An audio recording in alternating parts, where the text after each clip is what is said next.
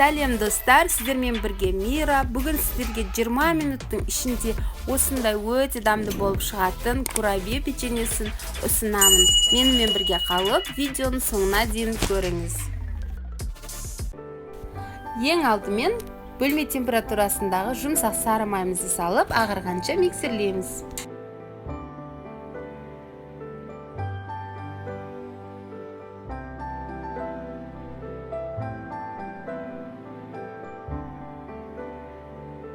Бір-екі минут миксерлесеңіз жеткілікті. Кейін сахарный пудрамызды салып, жақсылап тағы да миксерлейміз. Сахарный пудра салу міндетті емес, жай ғана шекер салсаңыздар да болады.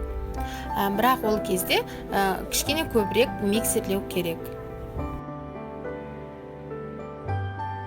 Жақсылап араластырып алып, бөлме температурасындағы ақуызымызды салып, тағы да миксерлейміз.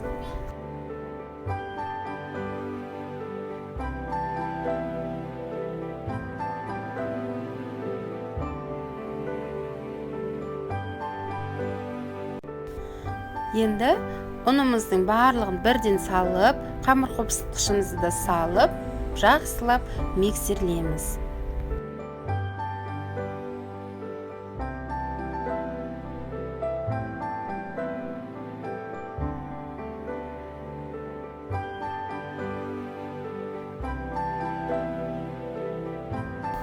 Міне осындай масса болу қажет. Енді бұны кондитерский мешокқа салып аламыз.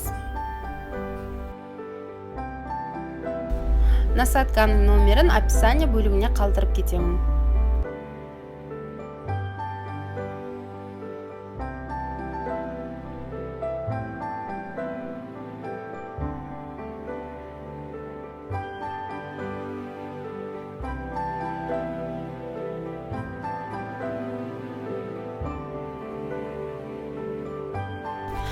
Міне барлығын формасына келтіріп алған соң, осындай саусағымызбен ортасын басып шығып, ортасына начинкамызды құямыз. Қызып тұрған пеште 180 градуста 10-15 минут пісіріп аламыз.